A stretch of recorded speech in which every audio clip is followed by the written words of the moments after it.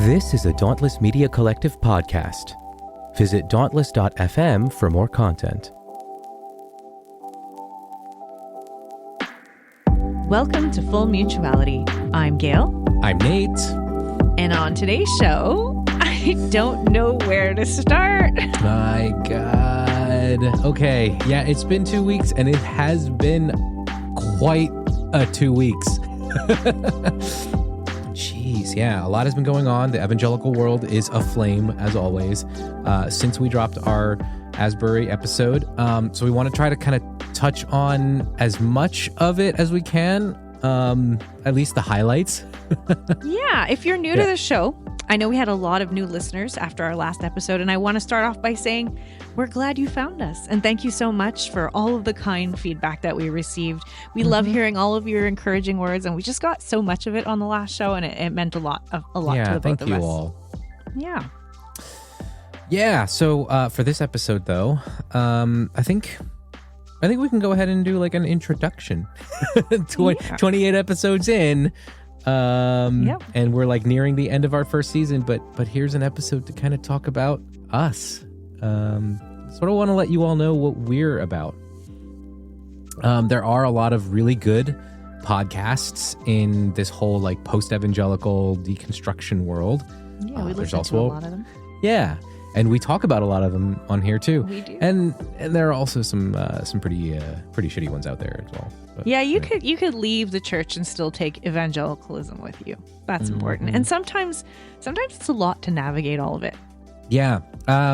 It is disorienting to come out of evangelicalism as you're sort of deconstructing your faith. Because one of the things that, especially for me, I don't know if this is the same thing for you all, but when you're coming out of the evangelical world, actually, I know it's the same thing for you all because I know what your pastors preach. You have a blueprint. You have the basic instructions before leaving earth, as they like to say about the Bible. And this is how you're supposed to think. This is how you're supposed to view the world. And then when you leave that, now that blueprint is gone, and now you don't have like a guidebook for how you're supposed to navigate the world outside of evangelicalism. So you've got to learn how to trust yourself. You've got to learn how to listen to your gut and trust your critical thinking skills. Things that were kind of frowned upon in the evangelical world. And we were actively told to not employ those things while we were in those places. Lean not on your own understanding. In all your ways, acknowledge him. Your pastor will direct, God will direct your path. and there's so many different paths that you can venture onto as you try and learn who you are. Learning to trust yourself and how you want to think through things. And there isn't one voice out here in the deconstruction spaces, but there's just so many schools of thoughts with people who are coming to so many different conclusions on things. I think that's why I get frustrated with these people with their deconstruction takes who are very evangelical and frustrated by the movement. Is they're like, like this is where you're going to land if you deconstruct. And I kind of see deconstruction a little bit like the Democratic Party, because like the Democrats are just in the U.S., they're all over the map. Like there's not one school of thought. And that's probably the biggest struggle of the Democratic Party, is that they can't get their crap together because they have too much, like they're trying to cover too many different grounds with too many different voices and opinions, right? So that works against them in the political sphere. But in this world, I think it's actually healthy to have a plethora of ideas. And some ideas are shitty. Let's be real. The deconstruction world is not full of great ideas. But one of the beauties of this world is that all ideas are welcome, and we can have good dialogue. Yeah. Yeah. And we wanted to let you know what makes us, us. Yeah. And kind of how we're different from some of those other other deconstruction. Yeah. And we can maybe get into how your co-hosts met each other. How do we come to name this podcast? We want you to get to know. I know those stories. You do know. You know these stories because you were part of it. Oh man, we're getting silly. All right. So we're going to go in a bit of a different direction than we usually do. Normally we have a guest. And today I'm hoping that as we cover some of the goings on in the evangelical world, that maybe we can tie it a bit into our own story. We can give you a glimpse of who we are, why we do this. everything from the latest new Hillsong damaging stuff that's been coming out on them, and the documents of financial fraud. We'll cover some of that, to the Southern Baptist Convention kicking out Rick Warren's church for being egalitarian, for putting women in charge, to the latest Gospel Coalition nonsense and their awful sex orgasm article. We're gonna go all over. We're gonna get into all of this. Yeah. I do want to maybe take just a couple of minutes and kind of pick up where we left off last time with the Asbury revival. I know you had some final thoughts on that you Asbury. Yeah. The world has completely changed since that big miraculous revival event. I'm just kidding. Nobody's talking about it anymore. It just came and went. I did see a few copycat schools talking about how God was at work. I think you sent me some links to some places trying to create their own revivals. And I really do think the optics of all this are fascinating. Like examples, one of the reasons it even picked up any traction at all is because it wasn't a charismatic university. And because charismatics have revival all the time. They're not all over the place. It's not like, oh, look, God is at work. There's more revivals like there is all the time, many times a year. That's sort of part and parcel of the charismatic world. Although I do find it funny that despite the fact that Asbury is not a charismatic school, they are kind of known for revivals, as we learned from our last episode. We did. We get into all of that in our last episode. If you'll tune into that, you totally know that this is a regular occurrence of theirs, something they do. And it's frustrating because they were trying to pass this off as this unplanned and spontaneous event. And also, I mean, let's not forget that it's a bunch of white people. Like in a lot, even non-charismatic spaces that are Latinx or in Black churches, revivals are even outside of charismatic spaces. It's more common. But it's interesting that the focus and news became on this gathering of white young people having this revival. And I don't think had the situation been different, it would have picked up the steam that it did. No, probably not. Yeah. And I think another thought that I learned about that I forgot to mention was how much people were pushing this as a Gen Z movement, rather than acknowledging how much the adults were working this situation to appear that way. So like at one point during the height of this, with everyone coming into Asbury from all over the world, like, you know, people loading up their vans with young adults to bring them there. Well, we're gonna motivate our young people. One of the things that I found online was kind of telling people, if you're going to show up at Asbury, here's some things you need to know. And one of the things they listed off is that if you're under age 25, they'll let you in pretty much right away. They were trying to fill up the space with as many young people as they could. And then if you were over age 25, there was a different lineup that could, and this wasn't throughout the whole revival, but especially as it picked up steam and people were coming in from all over and it got bigger and bigger, they had a second line for people over 25. And the person writing this, that was kind of letting people know what to expect and what to prepare for, was saying like, you could have an 8-hour lineup if you're over 25. So be prepared for that. So they were deliberately limiting the older people. And while this can be seen in a positive light, like, oh, look, the organizers are trying to honor the spirit of this being a university event. Look, they're trying to reflect the student body. I think there's something to be said about manipulating the optics when the narrative you're trying to paint is, look, this is not something that's, you know, organized by the 40-something-year-olds like myself or even older people. They're not the ones trying to create this, but it's a Gen Z. It's a Gen Z led thing. Like, that's the excitement. Look at the young people. They're catching a fire for God. Right. Ignoring kind of the role of how this is being orchestrated, basically. And there's a lot of different moving parts in an event like this that people don't even realize, that create a certain look and try and paint a very specific narrative. Our last episode gets into the other parts of the adult manipulation element of all the organization that did happen to make this go down. But I don't know. I think that's all I really had to say about Asbury. If you tuned in because you listened last week and you're wondering if we're going to go back into it, I think I've wrapped up my thoughts. But if you did want to hear more other thoughts on this, I had some recommendations. Our friend Scott Okamoto from Chapel Probation, his season 2 wrap up. It's a short episode, but he covers this. And it's very to the point on how we were feeling with all of this. So if you appreciated what we were saying, I would say go check that one out. Yeah. And I also highly recommend his podcast in general.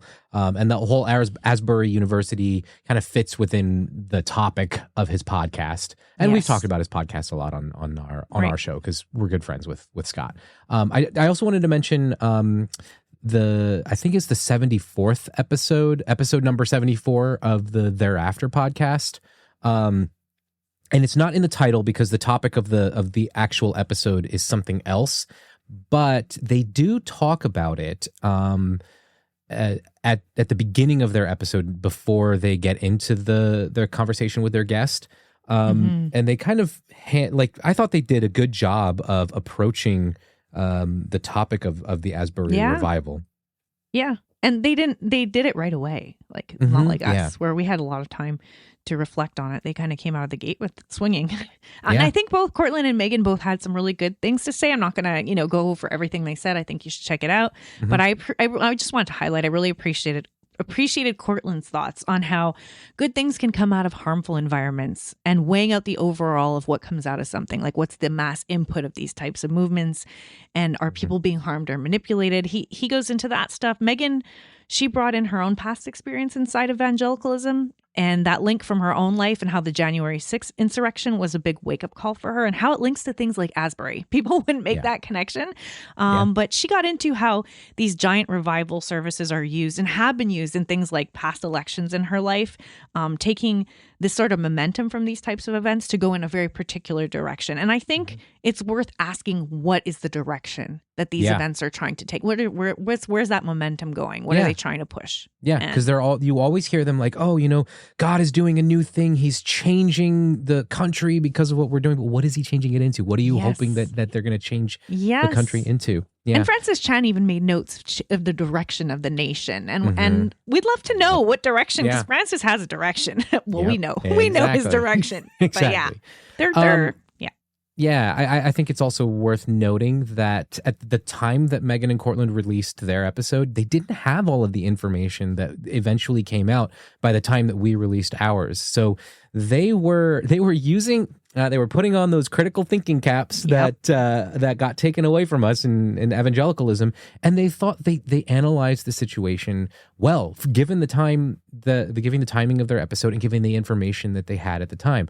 And we can all do that. I think we can use that as a guide for how we analyze the evangelical world, and even the deconstruction world. Let's put our critical thinking caps on. Yes. And let's do our homework. Let's not just blindly accept stuff because so-and-so says it's true or whatever.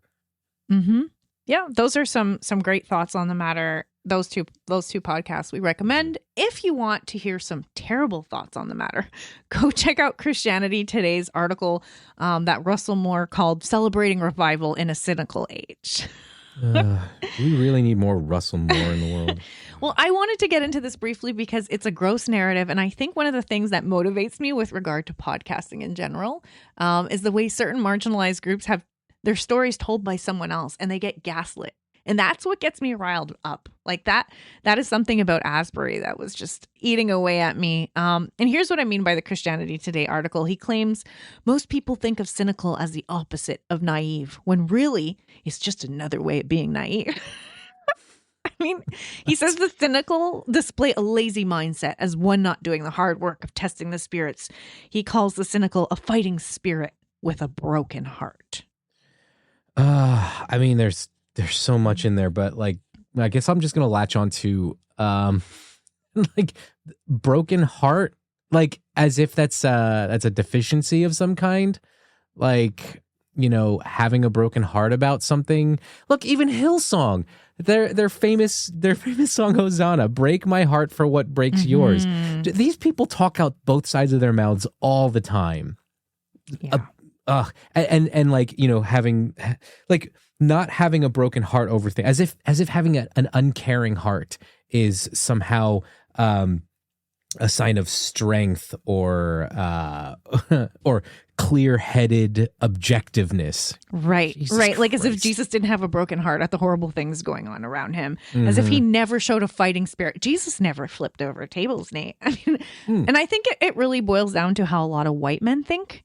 They view themselves as very clear-minded because they walk away from things that should break their hearts totally unmoved. And they think that somehow the less emotionalness they have is because they're grounded. Like that's the picture they get of themselves from that. Right. Yep. I've seen that in so many areas. It reminds me of this post I read years ago, and I don't even remember where it came from. I just had copied it and pasted it somewhere. But It's when you debate a person about something that affects them more than it affects you, remember that it'll take much greater emotional toll on them than on you. For you, it might feel like an academic exercise, but for them, it feels like revealing their pain only to have you dismiss their experience and sometimes their humanity. The fact that you might remain more calm under these circumstances is a consequence of your privileged, not of increased objectivity on your part. Stay humble.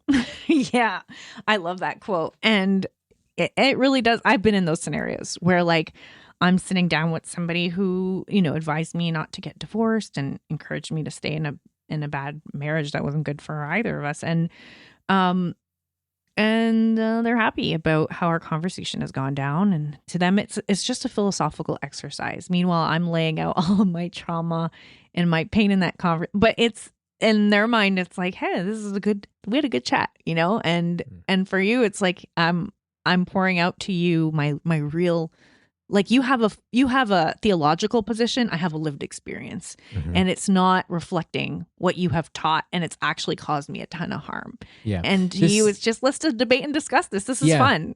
Yeah. I would say like an admonition, if you're listening to us and you're a white person and you get into a conversation about race with a non-white person, tread carefully because this is not a philosophical conversation for the other person.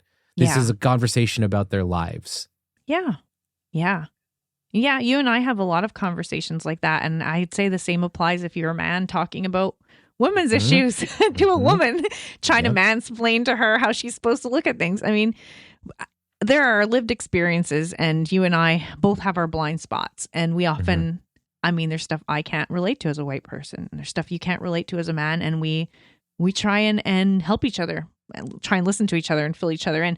But I just want to just go back to Russell Moore for 2 seconds and his whole thought that like, he mentioned that these are lazy critiques. Being critical is just a lazy way to go. And I thought about how of all of our podcast episode, this was we did 12 hours of research at least, and work into this whole podcast episode. And yeah, it doesn't take that kind of energy to put together a positive, feel good, quick take. It's like a lot of white people did about Asbury who were excited about it. And I wanted to give for those of you who are tuning in and want to get to know us, a sneak peek behind how we do our episodes and how they usually go. Usually takes us a few hours. We do a guest interview. We'll maybe have a rough outline and won't have a script written out. And then we just go for it. And we kind of, the editing afterwards. We do that. We usually publish something every other week, and we probably put around 3-4 hours into each episode. And this one was an exception. And to just let you guys all into my head and what was going on. Why I was feeling so passionate and riled up. There was like progressive people like Nadia Boltz-Weber and Shane Claiborne and other white male podcasters who are very popular in deconstruction spaces, all giving their uncritical thumbs up to it. And it just got me going. I started thinking of the people who were missing, whose voices were missing in all of this. I was thinking of the queer students who were really harmed through an unaffirming space, and reading some of their stories online. I started researching so much of this and reaching out to some of them and reading what they had to say. And then Nate and I, like Nate saw me, he saw when I get stressed over things, I just start going into crazy research mode. And I was doing that. He was listening to me rant behind the scenes nonstop over and over and just reading, doom scrolling. And eventually I'm like, yeah, we should do it. Maybe we should do an episode on this. And we recorded for 2 hours, the two of us. We didn't have a guest. And then we got to the audio tracks we recorded, and they weren't good. They weren't good. And Nate did his best behind the scenes to try and clean it up, and it didn't work. And I was going to give up. I was just like, nah, I can't repeat all of that all over. I don't think it's fine. It's fine. We're good. We won't cover Asbury. And you're like, no. Well, what's nice is after the fact, we didn't have to repeat all of that because you got some messages from people. Yes. And that's what prompted me to go back to it, because, I didn't feel like repeating myself, and I felt like I got it out of my system and I didn't have it recorded. But then people had sent me their stories, had people from the queer community, former staff, students, people were starting to send me their stuff. And I was like, I don't want to do nothing with this. That's why we podcast, is to highlight those stories.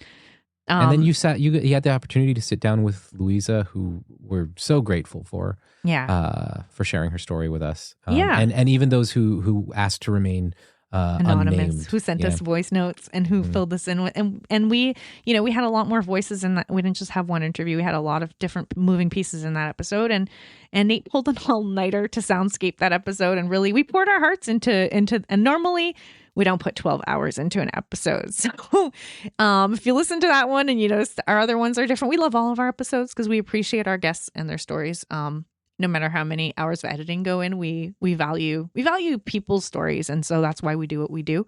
But that's a little bit of a pull behind the curtain on what got us going with Asbury. And I mean, I think, we might have a few episodes that we might try and put that kind of workload into, but every once in a while. Yeah. but we're doing this as a hobby, and we don't want to burn ourselves out. So we try and stick with a light workflow. We do have full-time jobs outside of this. This is not our full-time job. I mean, but we're also grateful to everybody who contributes on Patreon. Like we honestly, like, this is a hobby, but it costs money to do this hobby, and the gifts that we get from you all help us to do this hobby for less than we would be paying otherwise. So we pay to put this out there, and you guys help to make us break even and do our hobby for free. So we want to say thank you.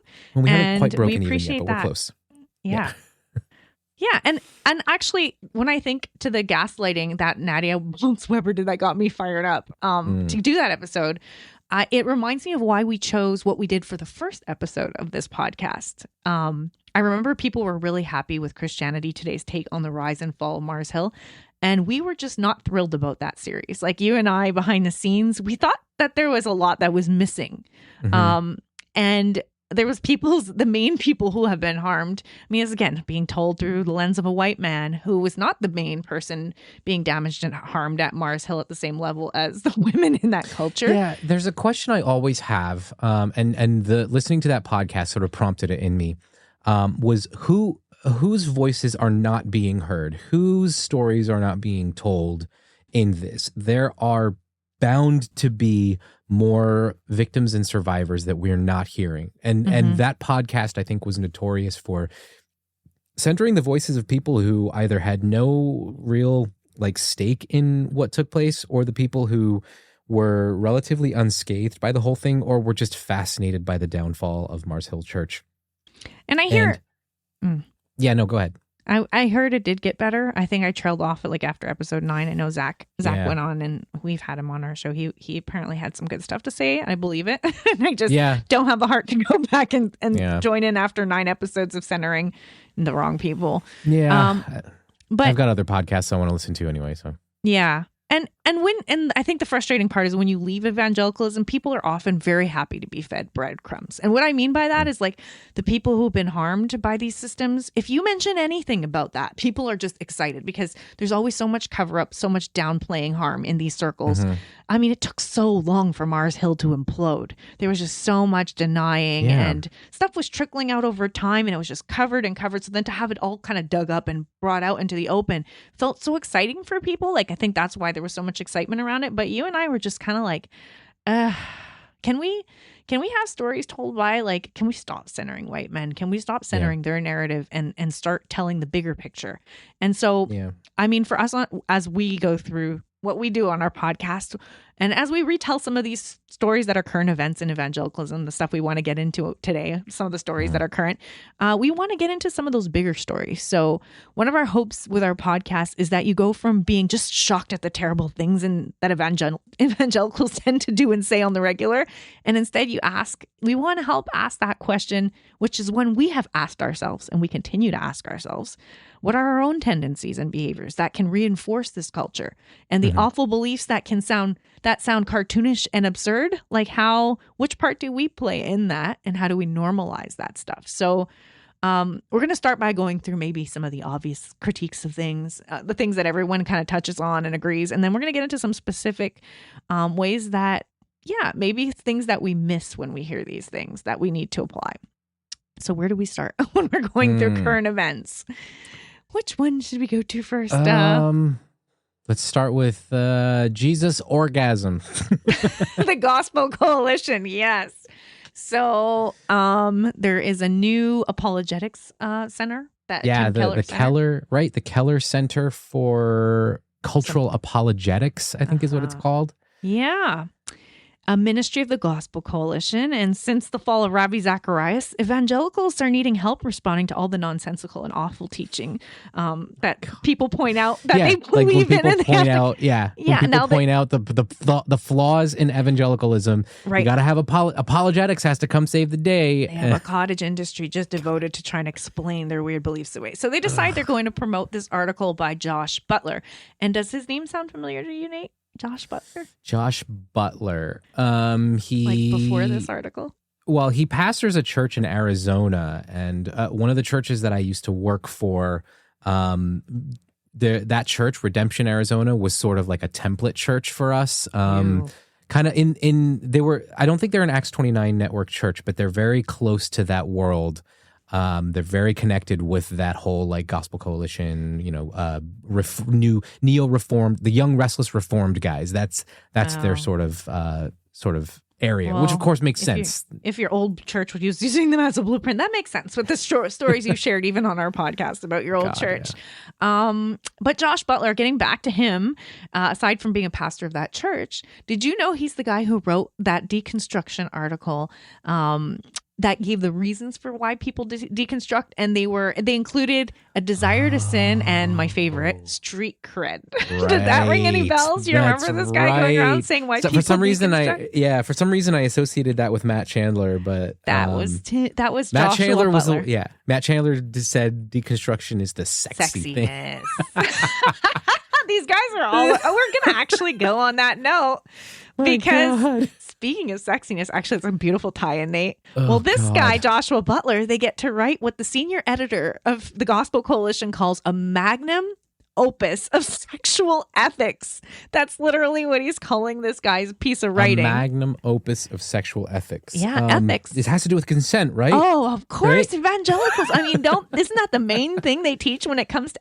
Haven't we all grown up in evangelicalism hearing consent mentioned at least once? Don't most of us even know what that term means when we exit out of there? It's so terrible. Yes, that was all sarcasm. In case you didn't pick up on it.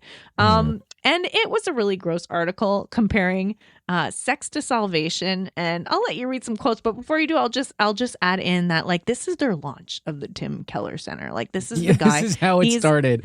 Maybe it's not the first thing they put out, but it's one of the first things they put out. And they're giving him a book deal. They gave him a book deal. They put tons of money into their six figures big into splash. Getting this out. God. So his article is an excerpt from his book. Yeah, so the article was an excerpt, right, from was it a whole chapter or maybe just a part of a chapter this book? It starts with like a bit from one chapter. Okay, so like a portion from one chapter. Oh, here are a couple. Here are a couple juicy morsels. Juicy morsels. Nate, you're already starting us off. Sexiness, Matt Chandler. Yes, you're in the right frame of mind. Here we go. The groom. Quote. Let me put that out there. Quote. The groom goes into his bride.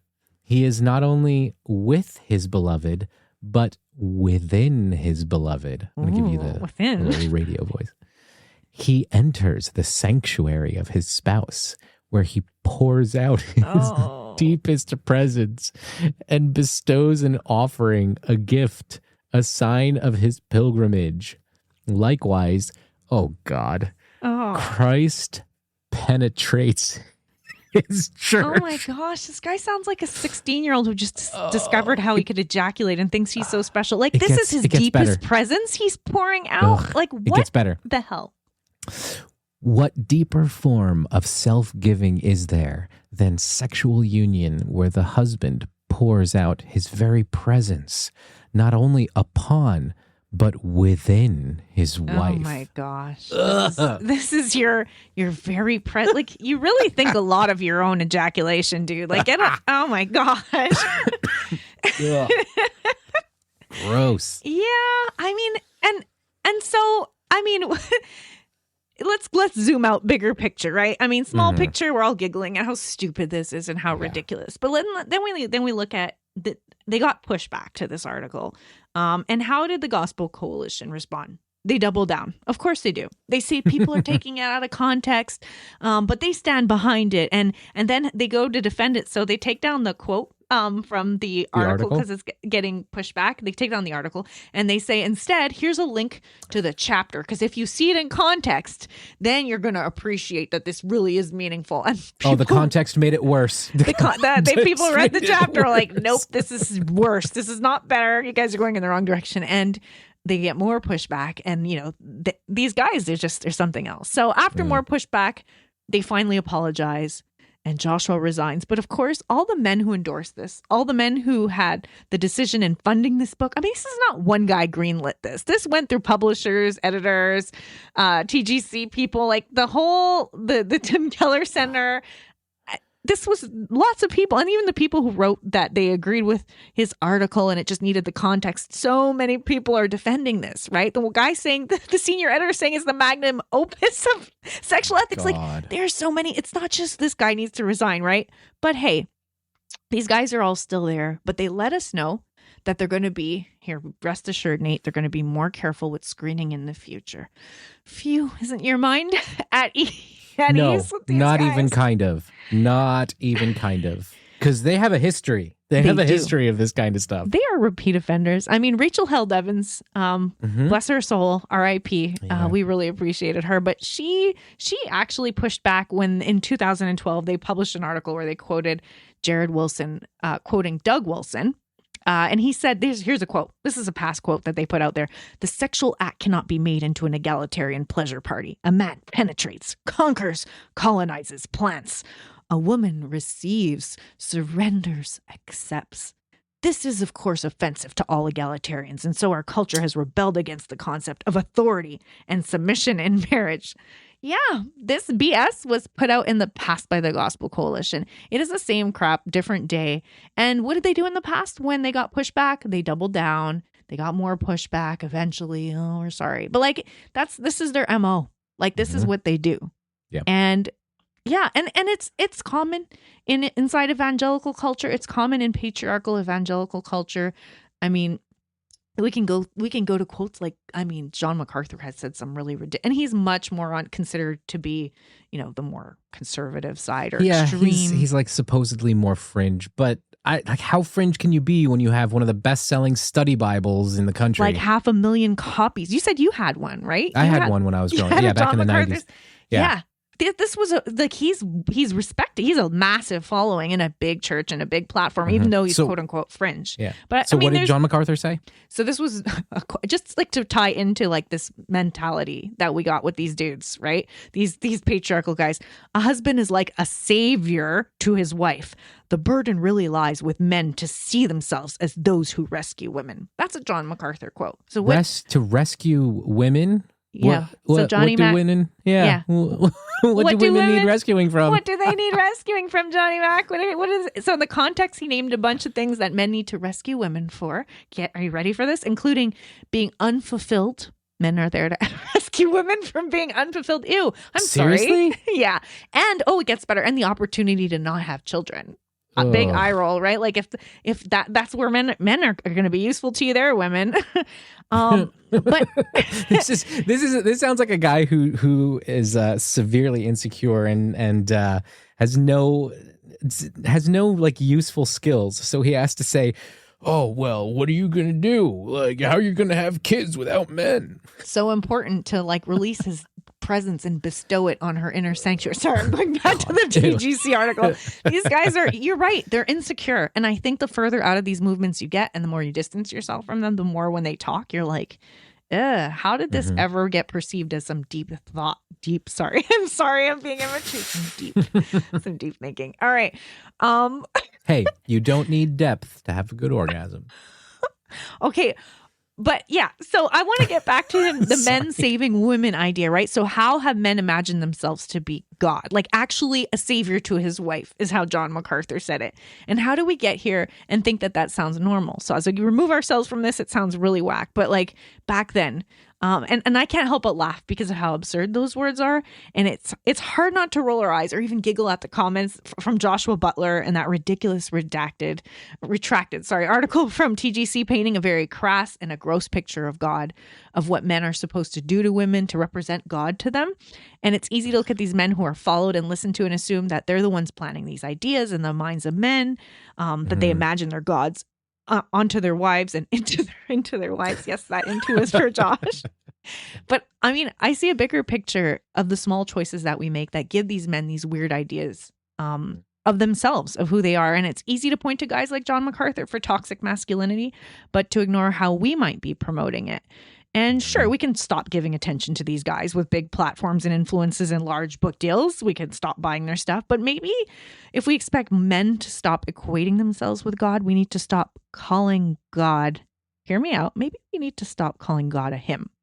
And especially to English only speakers, because I think in other languages this is obvious and more nuanced, but to people who only speak English, it's common. People who choose translations that are slanted to normalize a masculine only God. When all...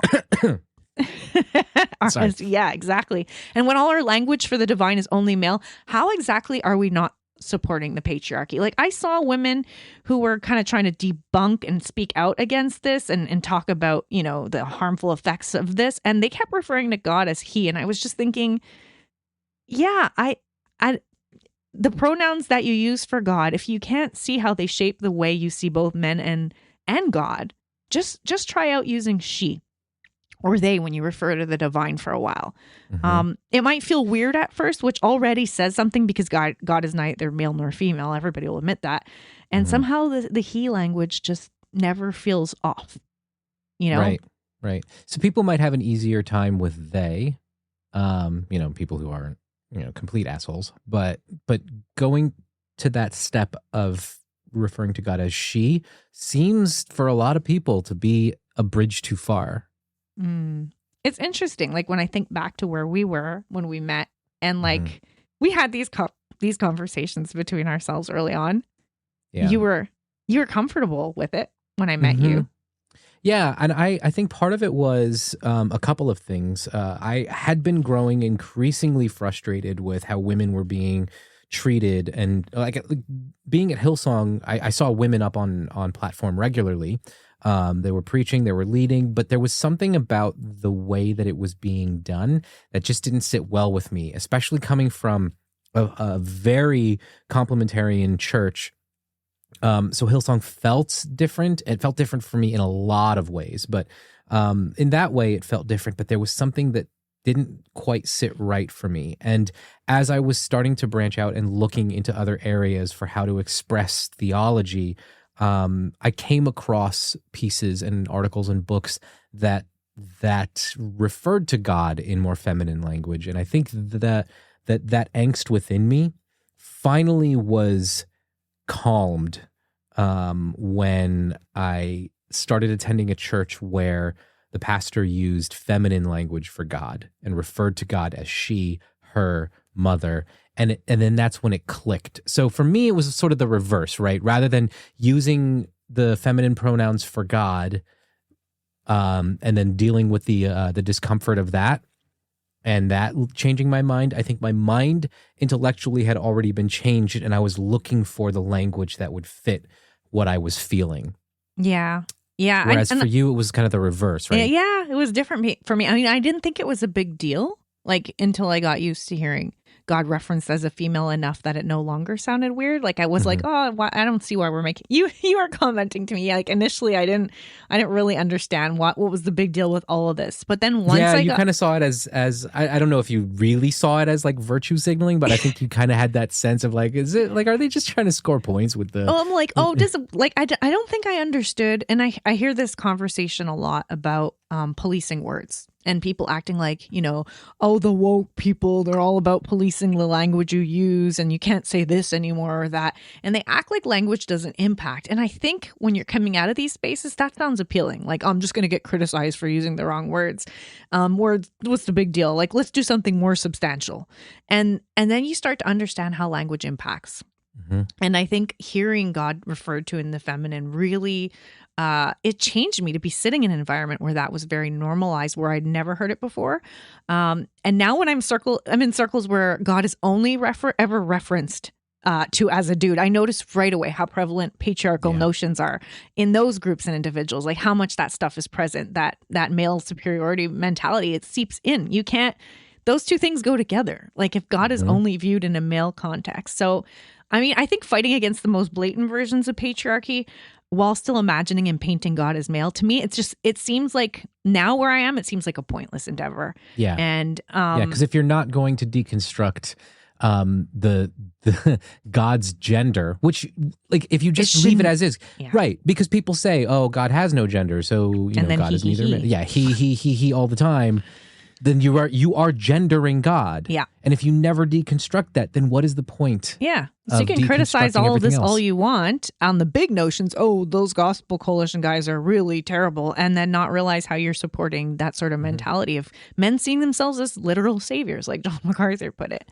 And I think harm often comes to the marginalized, not in the blatant stuff, but it's in the insidious that often gets labeled as microaggressions, which is in of itself a pretty misleading term because the impact of micro is often the main way people end up getting harmed and affected. Like, you know, people might not shout at you like the N-word or, you know, like they might not do the blatant things, but the subtle ways. Yeah. It's interesting. Like, so if for example, somebody were to flat out call me a chink or a Jap, that would sit with me, and that would be very, you know, that would be painful. But there's something a little bit more of like stabbing when someone says things like, "Oh, but your people brought this virus over here, right?" Like there's a or we don't even see you as Asian, Nate. You're like one of us, right, which is supposed to be a compliment. But it says a lot of other indirect things about how they... Yeah, and to your point about them, you know, the impact not being micro, so it almost feels like a misnomer, because that ends up sitting with me a whole lot longer than the racial slurs do. Right, because it goes I have unchecked. And then I have to think through it, I have to analyze it, I have to wonder about somebody's motives, why it's a lot, it's a whole lot. So so anyway. It's worse because the non-blatant things, they often sneak by without question, and they shape people's thoughts and perceptions without getting challenged on it. Yes, exactly.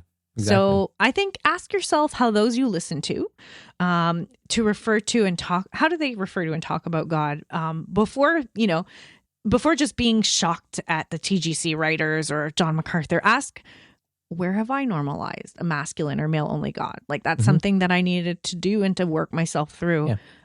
Question, interrogate yourself. And what does that do to men's thinking about themselves and how does it affect women and how they subconsciously give men undue power and how it helps them defer to men when God is only referred to as male? Yeah. Oh, 100%.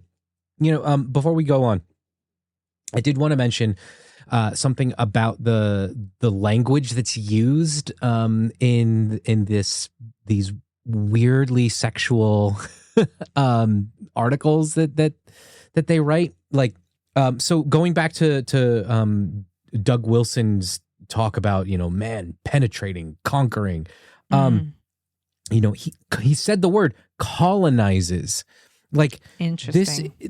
It's colonial mindset, or actually this is as we'll learn and we'll talk about in a later episode, in an upcoming episode, coloniality, this mindset that leads to colonization, this idea that we as a particular group, whether it be men, white people, etc., it's colonial. It's this entitlement. You know, we have the gift right to bestow upon you. It's gift to bestow upon, right?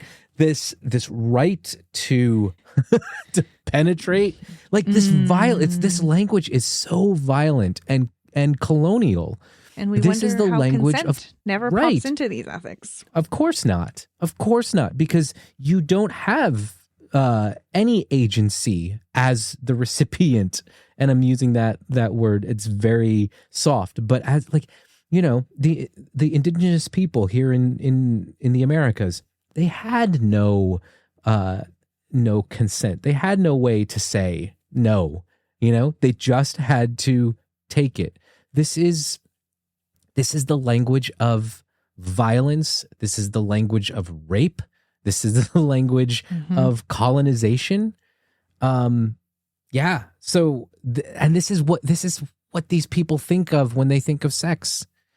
Yeah. So it's no wonder that this kind of violence runs rampant through these circles. We live in an era of unprecedented access to information, news, and media.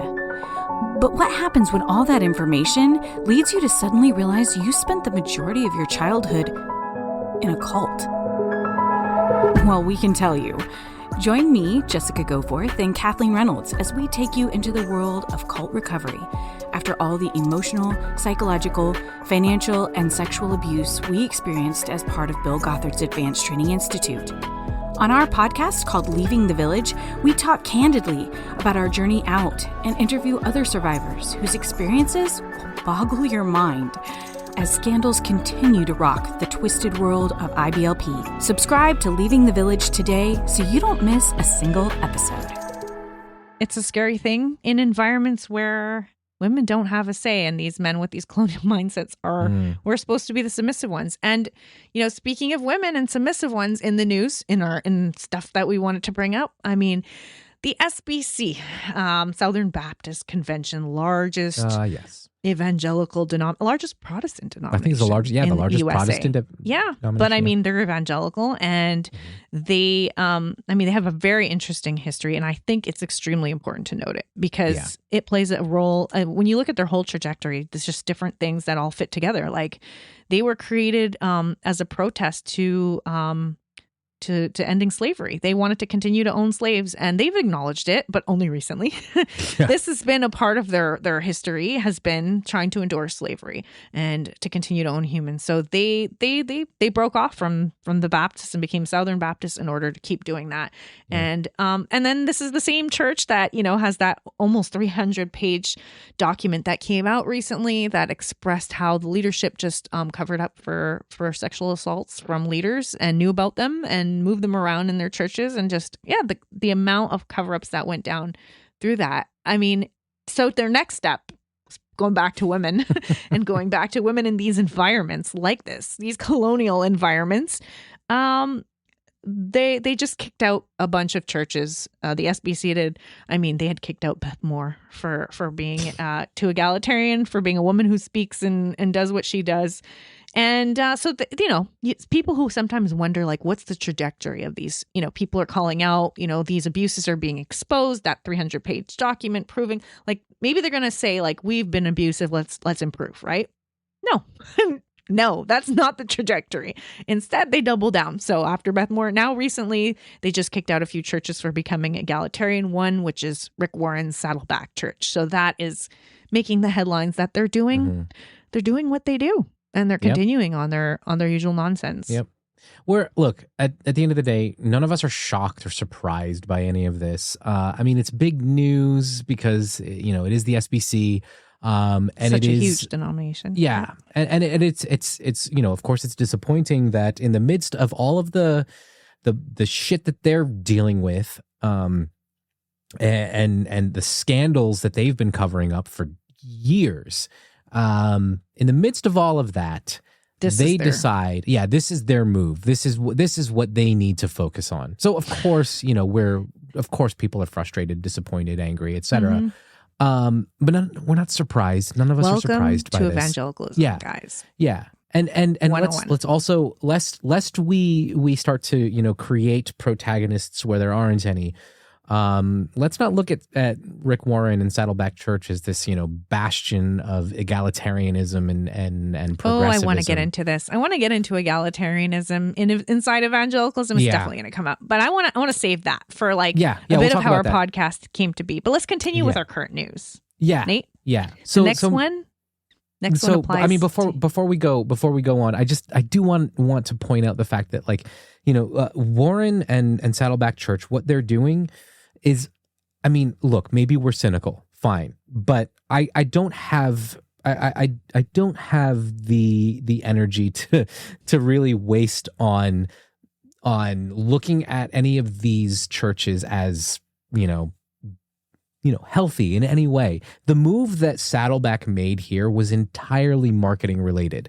Either they were losing people because of the glass ceiling at that church, or they saw removing the glass ceiling as a marketing point, a selling point for the church so that they could attract more people, because in the larger evangelical world, particularly in some charismatic Pentecostal spaces like Hillsong, there are women pastors. So, even one of the churches I used to work for, they several years ago, they brought a woman onto their executive team and gave her the title of pastor. So, it's happening in the evangelical world.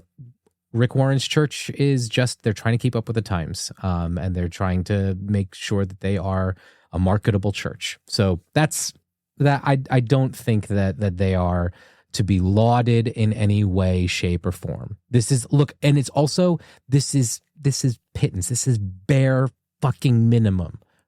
Right. Like, wow, this is so great. Women are treated as equal in 2023. Inside the evangelical world, this is fascinating and amazing. But like anywhere else, this is like, guys, we're applauding this. Why?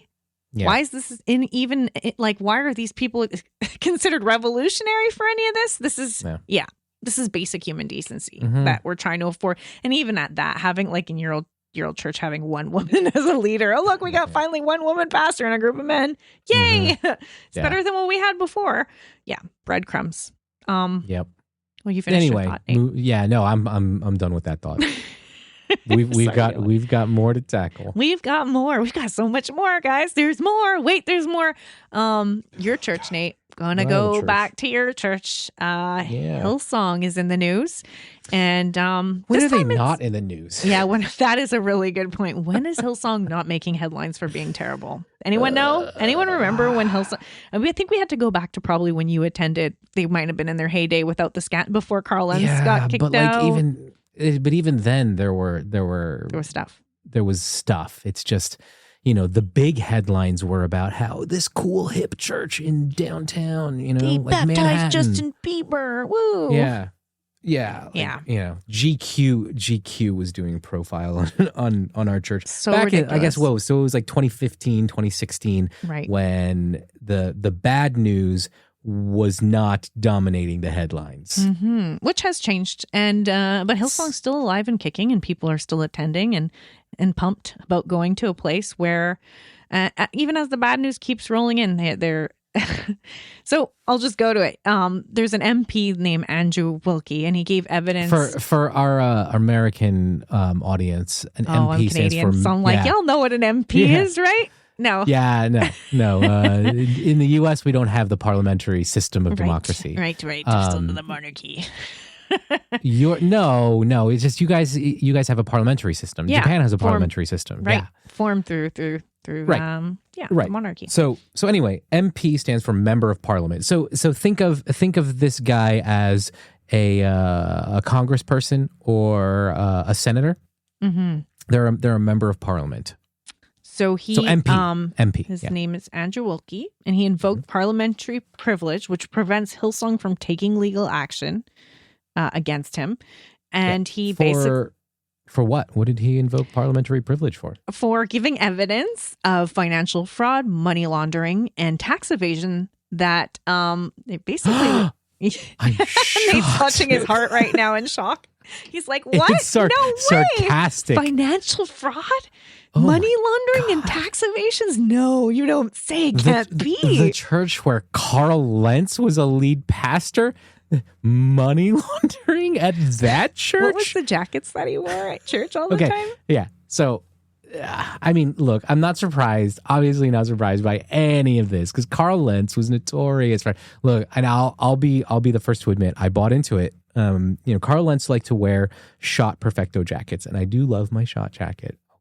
I'll be honest. So I'm going to talk. I should be talking about this in therapy, but I'm going to talk about it on the podcast now. So I was unemployed or barely employed. All I was doing was teaching ice skating for whatever. He's a good ice skater. Yeah, and I had I went into a lot of debt without a full-time job on a shot perfecto jacket. Oh man. Yeah, it was an $850 jacket. It was an $850 jacket. So now I'll look at you differently when you wear it. Yeah. You want to know why I keep wearing that jacket in climates that I shouldn't be wearing the jacket? Because you spent $850 trying to imitate Carl Lentz. There was a whole bunch of you trying to imitate Carl Lentz. There were a lot of us. There were a lot of. Okay, I didn't. It wasn't Carl Lentz. It was others. I just thought it was a really cool jacket. I do love that jacket. It's a good jacket. But anyway, continuing on. That church, yeah, in trouble for financial fraud. Apparently, it earned 80, not 100, not 1,000, 80 million more than it publicly declared. So it's not 80 million in general, just 80 million more than what it declared. $80 million of unreported revenue. Yes. And I'm so glad somebody might get in trouble for that. I'm glad the Australian government is finally looking into them. And Andrew Wilkie, his quotes are great. He claims the church money spent was on the kind of shopping that would embarrass a Kardashian. That was one of the quotes he gave. He also claimed Brian Houston used private jets like Ubers, alleging the church founder undertook trips costing $55,000, $52,000, $30,000, $22,000, and $20,000 in one 3-month period. Talk about using them like Ubers. The quotes are just great. I mean, there was a claim that 4 members of the Houston family spent $150,000 of church money on a luxury retreat in Cancun, Mexico. And there's much more. I mean, these are thousands of pages of documents. God. Yeah. Yep. As you're just laughing. You don't even know what to say. I've got nothing to say. Look at this. Look, and maybe at some point, and I know Phil Dooley, who's the current senior pastor at Hillsong Global. I know he came out with some statement during their sermon on Sunday. I haven't listened to it yet. We're gonna do something. Oh, we'll have some fun with that. We're gonna do something. So we'll make a plug. I'm gonna make a plug. We're gonna do a reaction. Yeah, let's do a plug for this. Okay. We're gonna do our first ever full mutuality video that we'll throw up on YouTube. You guys are getting a new thing from us. You get to see all of our faces if you're curious about who's behind this. You've probably seen our faces. We have a website with our pictures on them. I don't know if he's gonna go check out our faces. Anyway, if you guys want to watch it, we're gonna do a reaction video with Noemi and Janice. And they're gonna come on with us. You've heard them if you've listened to our previous Noemi, who escaped Hillsong Boston, Janice, who escaped Hillsong NYC with me. So they're coming on, and you know them well, especially Janice, if you've followed us for any amount of time. They're gonna come on with us. We're gonna have some fun. I might make some popcorn. Should be dropping soon. Check it out. Yeah. We'll be throwing links up on our stuff to get you there. If you're a member of the Dauntless Media Collective Discord, we will be putting the link in there so that you can come check out the live video. They will be watching it for the first time. I saw a good chunk, at least almost a half hour of Phil Dooley's service on Sunday trying to explain this stuff. None of you guys have heard this yet, and you probably need each other as support before even getting into this. But I think Janice has watched it already because she messaged something about channeling her rage. I'll be happy to have you guys all use it to channel your rage, and I think it's important to dissect kind of the way evangelical culture responds to. And this situation was very different for Hillsong because usually they use threats of defamation suits. They use NDAs. They get their lawyers. The leaked documents, they're trying to tie it to, well, we can't discuss the items because, we're already dealing with a court situation about this, so it's privileged or blah. And it's not true. Like the husband of the person who was fired by Hillsong, she's going to court with him for the way she was terminated for being a whistleblower. Yeah, it's another a completely different scenario, even though they're related because the documents that she was she was blowing the whistle on were the financial fraud stuff, and that was the reason that they terminated her. But the reason they're in court is not for the financial fraud. The reason they're in court is for wrongful termination. Yeah, right. Wrongful termination. So they're using this as they're deflecting with this to say, we can't discuss the financial stuff because it's in a court case. No, that's not what the court case is about. That's what her husband was pointing out. Yeah. So basically, Hillsong this time, because Andrew Wilkie used parliamentary privilege, they can't go after him legally like they did Natalie Moses, who they are taking to court, or that she's, taking them to court. I forget which is which, but still that they're in a legal battle with her. In this case, they can't go. They can't do their usual stuff, and they're ticked off. Like, they're upset. Phil Dooley's message, which I heard, you can hear the anger and the hostility towards. I'm not even going to spoil it. You guys can watch us listening to the clips and highlights of it because it was ridiculous. This will be fun. Although, it's if you have to be listening to this on the day that we drop this episode, because we're doing it on Saturday. Hopefully you can. We'll put the link in the Discord. So hopefully you are, if you're listening to this, you're in our Discord server, and you'll get the link to catch it live.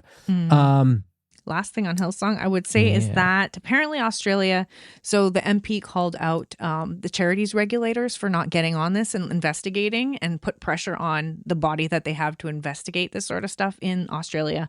Apparently they have a history of overlooking a lot of stuff like this, but they didn't like the heat. So now they say they're going to investigate this. So it remains to be seen if they do a good job. Yeah. As Pastor Brian liked to say, the best is yet to come. Yeah. And of course, Hillsong claims to be a completely changed place over the last 12 months, that they've totally, and it feels like they just do this every time there's a scandal. No, forget about who we were the 12 months before that. When they said they had changed. Yes. Yeah. We're a new church now. Yeah. Okay. Forget about the time in the 90s, when all of that happened. We're a new church now. Constantly just repeat these same lines, rinse and repeat. Moving the goalposts. Yep. Yeah. Did we make our way through the evangelical? There's more evangelical. We can't cover it all, guys. No, we can't cover it all. There's just too much. If you want more on all of the fun goings on in the evangelical world, follow our friend Rick Pidcock. He is a writer for Baptist News Global, and he loves to tackle all the crazy bullshit that goes on in the evangelical world. And he's good at it. His articles are well researched. He's a good writer. So go check out that stuff if you want to stay abreast of all of the news in the evangelical world. And of course, you're probably following Religion News Service, which is another source for the latest and greatest in the evangelical news world. Hey everyone, I'm Jessica from the Leaving the Village podcast. I wanted to take a moment to say thank you for tuning into this show. We're so grateful that you've decided to spend your time with us. Seriously, Dan, Gail, Kathleen, Nate, Scott, and the rest of us here at the Dauntless Media Collective couldn't produce content like the show you're listening to without your support. I'd also like to invite you even further into the conversation. Right now, there are some great discussions happening over in the Dauntless Media Collective Discord server. If you're interested in chatting with other folks who are deconstructing and decolonizing the oppressive traditions they came from, please feel free to hop onto the server. If you don't know what Discord is, it's a place where communities can gather online for chatting on a wide variety of topics. In our Discord server, we have channels devoted to general deconstruction conversations, some meme sharing, therapeutic venting about whatever religious bullshit you're currently dealing with, and even a channel specifically devoted to talking about the latest episode of the podcast you're listening to right now. I hope you'll join us. You can log in directly to the Dauntless server by clicking on the link in the show notes, or heading to dauntless.fm and clicking on the link in the top banner. See you there. I want to talk about anger for a moment because I've just been thinking of, like, we're talking about how you guys are going to do a reaction video, and the anger at Hillsong and the frustration with what they're doing. I read something that said, if God hates all the people that you hate, you've made him into an idol. And I was frustrated with that quote because, when I pushed back on the person who said it, and they were like, I've heard it many times. Yeah, I've heard that a lot too. Yeah. And and I used to love that quote. Right. And my issue with it is this, like, okay, so child molesters, racists, wife beaters, pastors who abuse their congregation, so God doesn't hate the people I hate. Like, he's good. He's chill with this, right? God doesn't hate Otherwise, those he's an people. idol. And people get hung up on the word hate. They're like, oh, well, you shouldn't hate anyone. God doesn't hate anyone. And then I'm like, well, actually, go look in the Bible where Jesus says, unless you hate your father and mother. Like, you want to cherry pick the Bible. We can do this. We can do this all day. You can find verses. Like, hate is even nuanced in scripture, right? And people being like, no, God cares for everyone. Well, why does he say if you cause one of these little ones to stumble, it's better? Jesus said it would be better for you to have a millstone hung around your neck and to be drowned in the ocean. Like, there's stuff that Jesus said and did that just doesn't fit with this everyone, like him calling people hypocrites, blind guides, whitewashed tombs, snakes, viper. Like, he had a lot of vicious words that were not nice for people. Flip tables, got angry. And that's the part where people just don't like to paint God as like Jesus, as taking stands and having harsh words and being angry. And anger often gets demonized, and people are often afraid to take hard stands on things. Yeah. It's interesting. You bringing up anger. I was listening to an episode of, at the time that we're recording this, the latest episode of Noemi's podcast called False Prophets, which they're doing with iHeartRadio. So, big deal. Obviously, anything that's talking about Hillsong is going to be a big deal in the larger world, especially in the pop culture world. But Noemi goes into, in the latest episode, Noemi goes into their story at Hillsong, and they've talked about it on our podcast as well. But on the latest episode, they go into it in greater detail, and they brought in the pastor who, I think Noemi's roommate was her niece or something, and then she called and said, during a particularly traumatizing period when the stuff surrounding Hillsong was just debilitating and was harming Noemi to the nth degree, this pastor reached out to her and helped them through this difficult period. In any case, I don't want to spoil the story for you. You can go back to Noemi's episode on our podcast. I don't remember what number it is, but go to fullmutuality.com/Hillsong. And then a list of all of our Hillsong episodes are there, and Noemi's story is in there. Or go check out Noemi's podcast called False Prophets, and you will hear Noemi's story in full detail. Noemi brings that pastor on, and she talked about anger. She talked about rage, and she was talking about anger in this sense of positivity, of what it can enable us to do, of the injustices that it can enable us to fight. And I thought it was powerful. And she told the story of how when she walked into Noemi's hospital room, she was frustrated and angry about the fact that her fellow clergy, as a pastor and you network with people in your profession, that the fellow clergy were completely shirking their responsibility. And she was angry. Like, this was our job. This is what we're supposed to do. We're supposed to go to our people in their times of need, and we're not doing that. Yeah. So yeah, anger can be powerful. It can be useful.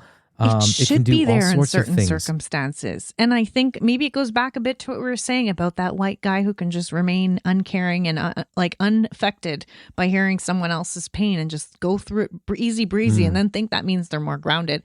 I think one of the things that I've been feeling very passionate about is just how we try and downplay the anger, how we try and pretend that like we need to you need to be patient and see everything as equal. And like, I think of that, the quote that the MLK quote we ended with on our last episode about white moderates. And that unwillingness to have to be really hard and say some difficult things to people when, like, to get angry about things. People often see that as not a good thing. And I think often false equivalencies get brought in. Like, for example, and I've been thinking through this one, when I pushed back on that, God hating the same people you do, I'm like, what do you mean by that? And they were like, no, well, like, Jews, gay people, Republicans. And I'm like, wait, like, this is what I mean by false equivalencies.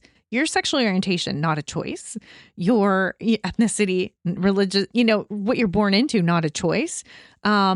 You're Republican, choosing to marginalize others, to vote to pick people who vote for policies. Yeah, your political affiliation is entirely a choice. 100%. It's like the ridiculousness of the Blue Lives Matter hashtag, where it's like, sorry, you're not born a police. Like that's that's a chosen profession.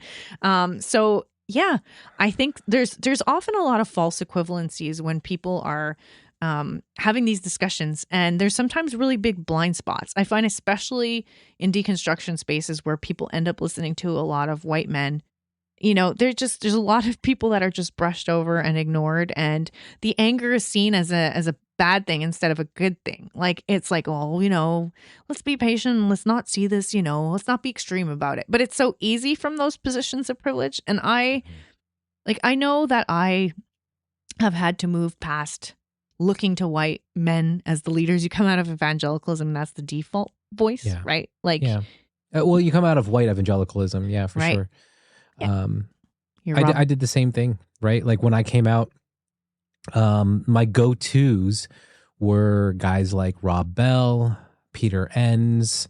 I was still a little bit afraid to touch Bart Ehrman because he was an atheist. And some of these look, there's value in those guys. And even now, I look at them. I look at Rob Bell, and I think he still provides some value. Mm-hmm. Peter Enns and Jared Bias together, they provide some value. But I think at some point, like why do I need to keep platforming them? Those are the guys that we were platforming back there, and we were never listening to queer people. We were never listening to Black people, at least in white evangelical spaces. We were never listening to women. Mm-hmm. We weren't listening to trans people. Yep. And they weren't allowed among us anyway. So yeah, they weren't even invited into these spaces. So it's one of those things that I think it's worth, like we're talking about, looking at ourselves in it. And I think I've seen myself and us, even as podcasters, trying to be more intentional about asking those questions of like, who are our guests and how are we highlighting the voices of the marginalized? Like, how are we actually, and I encourage people, try and diversify the pod. I'm not saying never listen to a white man, but man, if you leave evangelicalism and that's all you have in your list, like these are your go-to people. And I see people even like on social media quoting the white guy pastor still, and they're trying to deconstruct evangelicalism, but they're defaulting to those old patterns. Just analyze, go listen to some Janice Legata. I mean, Nate and I both have blind spots. I mean, whether it's him, we talked about this a little bit earlier, you as a non-white person and the stuff I'm going to miss, and vice versa, as a woman, the stuff you as a guy are going to miss. But we need to stop centering the white dudes, and we need to start listening to Black women. And please, need to listen to, like, I think generally speaking, we need to listen to the people that the church has kept silent. And that is Black people, that is Black woman, that is the queer person.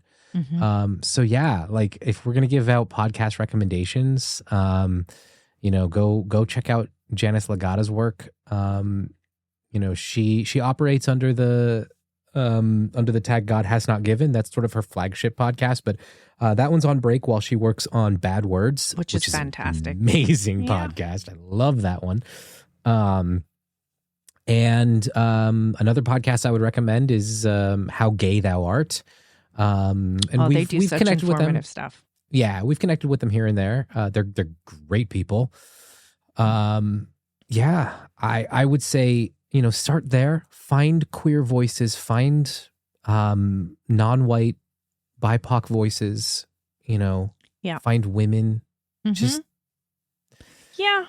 I want to just give like a maybe a caution with white women, because I am one. I'm going to speak to my own for a moment here. Yeah, go for it. Yeah, I mean, I've been hearing this trend of white women talking about liminal spaces, and when it's marginalized groups talking about it, they're often talking about in between spaces where they get further marginalized. So, like one of our upcoming guests, and I won't spoil it, but they'll talk in a helpful way about this as a woman of color.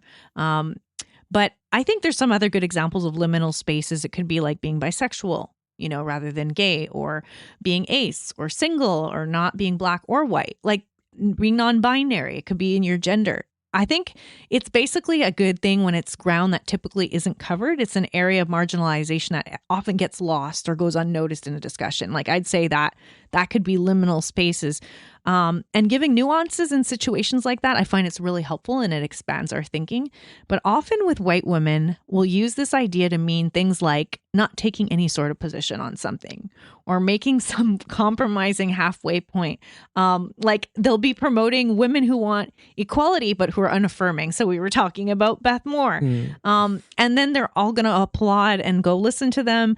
And then they'll call them this a liminal space when really it's a position of privilege. For example, when Beth Moore, pretty white blonde-haired woman, speaks about equality, a lot of other white women pay attention, right? So there are plenty of black affirming women who've said what Beth has said when it comes to equality, but they don't have that conservative image that still leaves out other groups. So Beth is palatable for people who don't want to go too far in fighting against justice. Right. And even though Beth hasn't been affirming... Or fighting against injustice. Yes. They don't want to go too far fighting injustice. Exactly. So, yeah. So even though Beth isn't affirming, she's cheered and she's quoted as a champion for equality, when the equality that's being petitioned for is only for one group, while we ignore other marginalized group. And that's not a liminal space. I just want to call it out. That's actually privilege.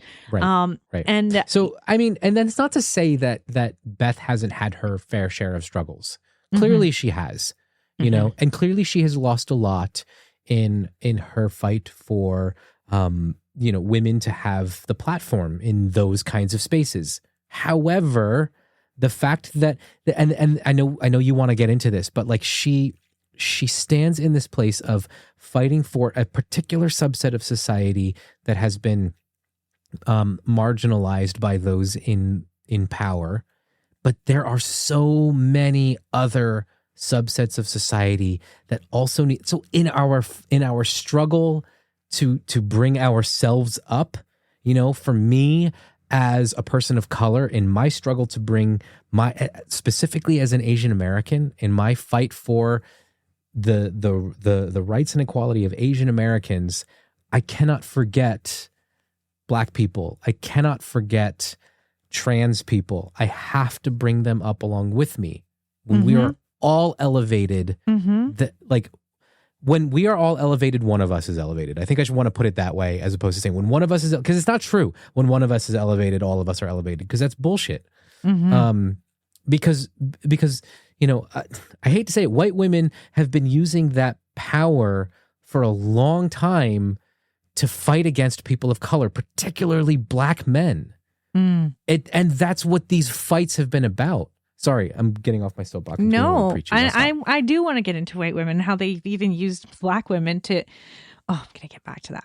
I want to, you know what? I want to actually quote Martin Luther King on this, from what you were saying about elevating. When we elevate all of us, we elevate one of us. Because I think if I were like to pick, I don't know, a really cool quote that I think summarizes like a vision for how I see this podcast, or what I hope we're doing. This is one of my favorite MLK quotes. This is one of them that I really love. He talks about how, this is his quote, "In a real sense, all life is interrelated. All men are caught," I'll say all men and women, I think he means men like mankind, "are caught in an inescapable network of mutuality, tied in a single garment of destiny. Whatever affects one directly affects all indirectly. I can never be what I ought to be until you are what you ought to be. And you can never be what you ought to be until I am what I ought to be. This is the interrelated structure of reality." That is what I hope that we're doing. Maya Angelou says, "None of us can be free until all of us are free." And I think that's a fantastic quote as well. But when you claim to be about deconstruction and you only fight for straight women, I'm sorry, but you're still upholding the patriarchy. And I'm not saying that at some point that wasn't me too, but I also, so here's the thing with anger and why I went to that. It's okay to hear anger and frustration. And sometimes we're so scared to scare people and shame them coming out of evangelicalism. But I needed people to give me the harsh reality of how my sitting on the fence on topics was harming people. Like how let me just sit and question this. So like, I needed to be challenged about it. I needed people to stop applauding me for my halfway steps and encouraging me to stop ignoring other groups that are harmed. I needed people who called that out of me. So, hey, women, Do you know what keeps the patriarchy intact? Gender roles. Do you know why there's so much hatred against not only gays, but transgender people, and why there's so many laws being passed right now to harm these groups? Guess what? It's patriarchy still. They're a threat to gender dynamics set up by keeping it being about men being in charge of women. So they have a system of hierarchy based on genitals. And when gay people enjoy their gay relationships, it spits in the face of these relationship hierarchies, these gender-based hierarchies. Yeah, who's in charge? Mm-hmm. Yeah, how could you have a mutual relationship where one person isn't in a hierarchy over another based on their private parts and which private parts you have? And that's terrifying to the patriarchy.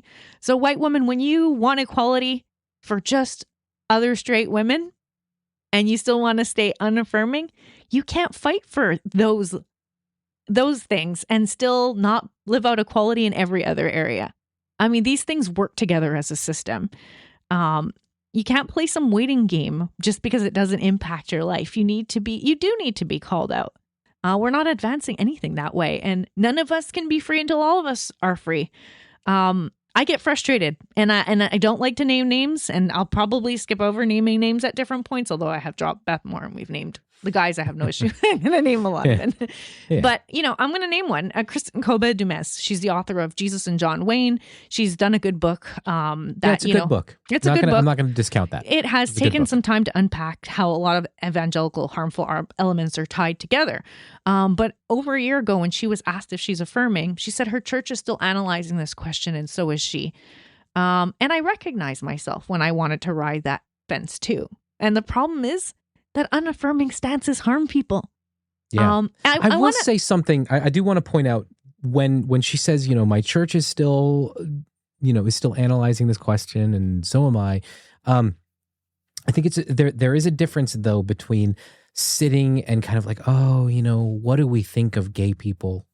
That question versus the denomination that we're a part of, the United Church of Christ, they have this, what they call the open and affirming churches. And what that means is it's not simply, hey, you say, okay, cool, we'll fly a pride flag, or we've got a queer pastor, and there we go, we're open and affirming. What the open and affirming churches do is they go through a long, arduous process of learning what it means to be open and affirming, of evaluating our church policies, of evaluating our doctrines, our stances, our beliefs, how we as a congregation have interacted with the queer community over the years, and how we move forward with apologizing for that, how we move forward with what welcome looks like.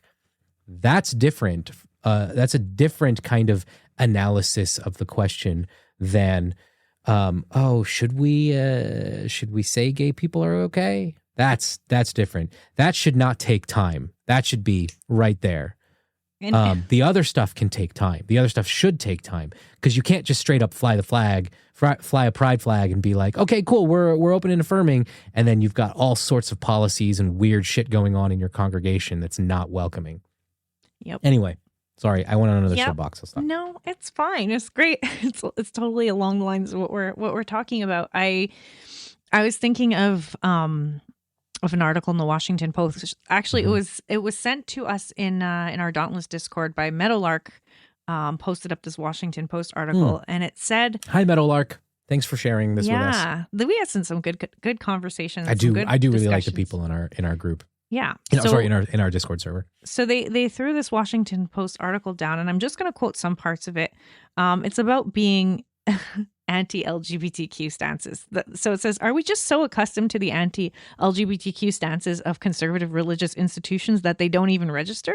Are we so used to church-sponsored homophobia that we ignore the vast, forbidding landscape of prejudice while celebrating the tiniest signs of change?" In January, the Church of England apologized for its treatment of LGBTQ people while clarifying that such people would not be allowed to marry in the church. "For the times we have rejected or excluded you and those you love, we are deeply sorry," the pastor's letter reads. "And for the times we will continue to reject or exclude you, we are so deeply sorry for those too." They continue on. Now, it's a good article. Now, let's pretend that instead of talking about LGBTQ people, the church was talking about congregations, quote unquote, wrestling with their beliefs and feelings about Black people. Would our spirits of patient forbearance extend to that? And not too long ago, in case you were wondering, many American Christian institutions defended slavery. We talked about this with the SBC. I'm just quoting the article here. Yep. Pointing to Bible verses such as Ephesians 6:5, slaves obey your masters, and then battled integration and interracial marriage, arguing that God meant for the races to be separated. The Washington Post continues, Bob Jones University, from which the founders of Pensacola Christian College graduated, prohibited interracial dating until 2000. We've covered this on our podcast in other episodes. Homophobic policies are no different, except in that apparently people are still more accepting of them. One day, maybe the Catholic Church and the Church of England will treat its LGBTQ congregants as equals. Maybe even Pensacola Christian College will evolve. In the meantime, let's not be fooled by the quote-unquote religious belief talk that it's just old-fashioned bigotry. Okay, I'm going to go on just a little tiny rant about Pensacola Christian College. Okay. It will close its doors before it evolves. Same thing with Bob Jones University. That place will shut down before it changes any of its policies about queer people. They can walk on grass at Bob Jones now, and men can show their ankles. But I won't go off because we have a future episode. I'm going to leave it alone. Yes. I'll leave it alone. Yes. It's evolving, Nate. It's evolving. Yeah. Oh, yeah. Those are, again, breadcrumbs. There's a carrot. It's a carrot on a stick. Mm-hmm. Yep. And I wanted to read that article because when I hear talk of the Shane Claibornes and the Beth Moores and the Christian Kobe Dumezes with their unaffirming stances, I recognize and refuse to ignore the ways that they continue to cause harm.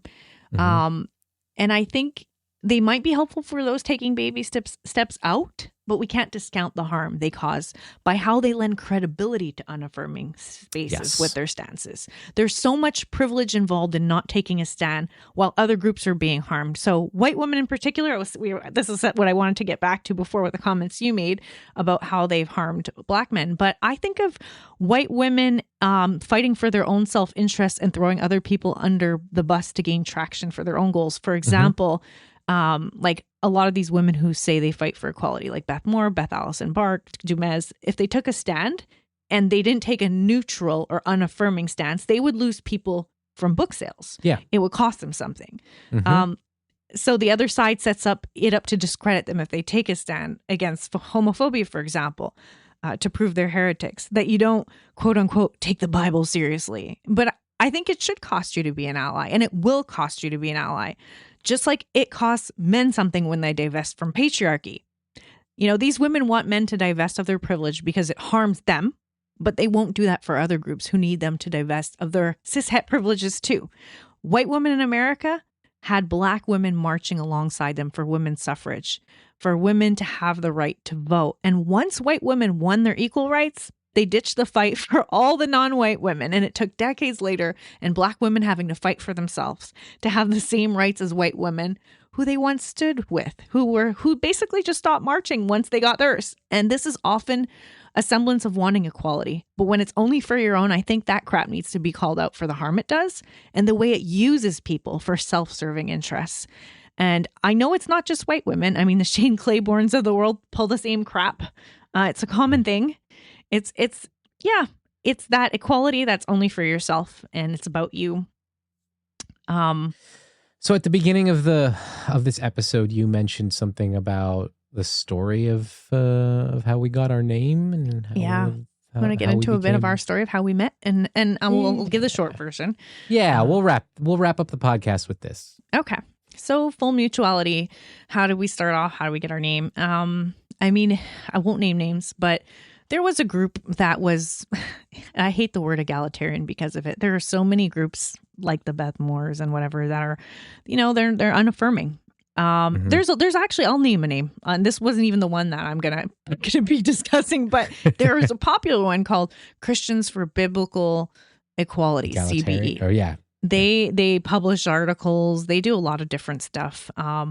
And yeah, that ties into our name. Actually, I'll just say that straightforward. They run an article called Mutuality, but it's only for straight. They're unaffirming. Magazine. A magazine called Mutuality.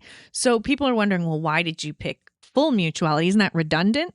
It is redundant, except when you're trying to deconstruct patriarchy inside evangelicalism, it's not.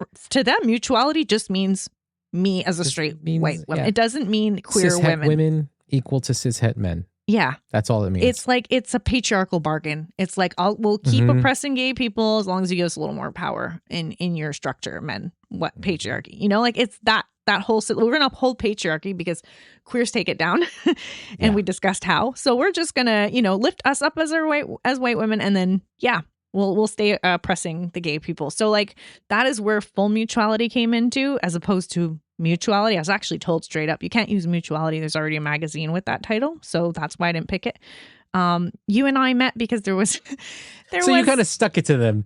You were like, okay, if I can't use mutuality, well, I'm taking your ass a step further. Love it. And yeah, so the history of it is this was a Facebook page that you started years ago. Yes. This is before I started podcasting with you.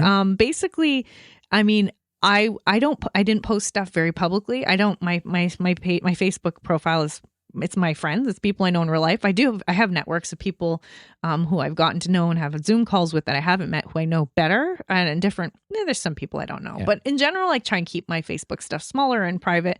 But I was always putting up my rants on stuff, and people are like, "Oh, please make it shareable," and I'm like, "That's not what I do. I don't put this stuff public." Yeah, so what I did is I created this page in order to not bombard everyone on my whole list with everything. Those who actually cared about these topics can go. I still do put stuff on my page. I just try and pace myself so people don't just block me off after a while and try and silence me. I still want the good messages to get through to people who need to hear them.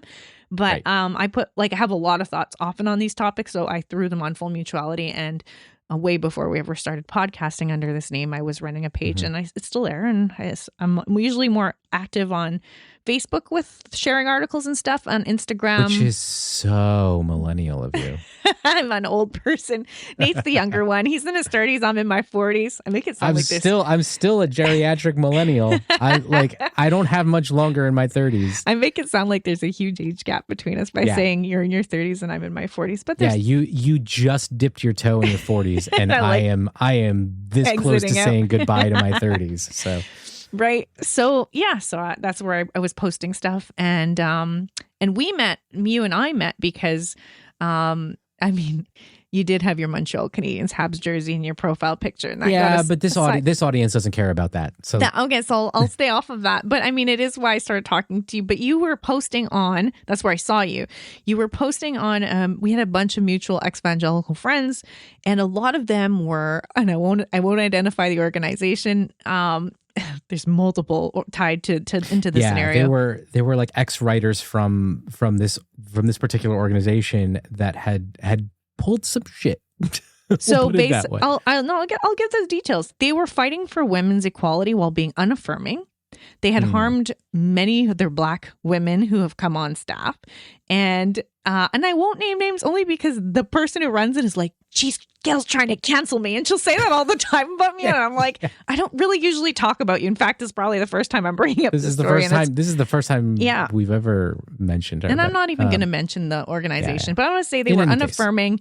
And they, half their team members who I was friends with ended up resigning at the same time because of abuse. And it was abuse from a woman towards other women. And some of these women were queer, and the way that they were silenced for being queer, like there was just, the inequality. It was like that space where the equality is only one specific little tiny piece of it. And like we said, that's not, like Martin Luther King said, that's not true equality. We're interrelated. What affects one affects all indirectly.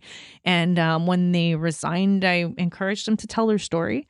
And one of our mutual friends on Facebook helped them publish it. They put up a blog and detailed it, and you saw it and you commented. I didn't know you. That's where I first met you. Was being supportive of these women who were your friends who were treated so badly, and backing them up. And then I noticed your Habs jersey and I made a comment, and then you took it to my DMs smartly and wisely, not wanting to blow up. Habs being the Montreal Canadiens, which is an NHL team based out in Montreal. Yes. I'm a big hockey guy. Yes. You were talking earlier about your skating abilities, but as a Canadian, that works. That works to your benefit. Like, ooh, skater, hockey guy. Yeah, ooh. I'm a hockey player. I'm a hockey coach. That's That's hey, if any of you Americans out there looking for a Canadian to partner up with, Go learn how to skate. Get those hockey skills. Learn how to play some hockey. Worked for me. Totally how he snatched me up. But that's a little bit of our story of our beginnings, how we ended up as a long distance dating couple for the last 4 years. Definitely not fun to do over a pandemic, closed border situation. I do not recommend dating across a country border in the midst of a pandemic. But we started a year before the pandemic. Who would have predicted? Like, the countries have never closed their border in all of their history, and it had to be after we started dating each other. Very frustrating. We've been. I feel like the universe was targeting us. We have conquered all odds, and we have fought to beat it. So dramatic. Yeah. It really was dramatic. Yeah. I can't believe it's coming up on 3 years since that happened. That societal trauma of the pandemic. Ooh. So if you all are feeling heavy lately, it's probably in your body. Your body remembers and keeps score. No, but wasn't there that study that said that? Oh my gosh, I got so angry the other day, and I was telling Nate that there was a study saying like people's mental health. Oh, I saw people posting about it. You did? Oh, it got me so angry. It was an article saying everybody's angry about it. There was a study saying that people's mental health wasn't affected negatively through the pandemic. I'm like, why would you make a study like this? And who are you talking to? Like, everyone I know was dramatically. Nate and I couldn't see each other for a year and a half. Well, I mean, you got special government permission after 9 months. Okay, yeah, but all of that to say, there are the millions of people were severely affected by this. So all of that, had to homeschool their kids, had to all kinds of stuff. It was probably a survey done by some wanker. Yeah. To use the Ted Lasso comes out. Okay. Anyway, sorry, we're gonna wrap this thing up before. We gotta wrap this thing up. Maybe I'll just cue the music and say start au revoir. Playing it. Yeah, and we'll catch you all on the flip side. Go Habs, go! Yeah. I think they won recently, but they're not doing so well right now. That wraps up another episode of the Full Mutuality Podcast. If you haven't already, please subscribe to us on your favorite podcast app. And if you don't already have one, head over to our website, fullmutuality.com, for a list of all the apps you can find us on. We couldn't do this without you, our listeners, so thank you so much for your continued support. Speaking of support, one of the best things you can do for us is to head over to Apple Podcasts and leave us a review. I'm pretty sure 5-star reviews get you an extra crown in heaven. But seriously, if you found this episode insightful, spread the word and share it with your friends. And don't forget to follow us on social media. You can find us on Facebook, Instagram, and Twitter at Full Mutuality. Thanks again for listening, and we'll see you on the next episode of the Full Mutuality Podcast.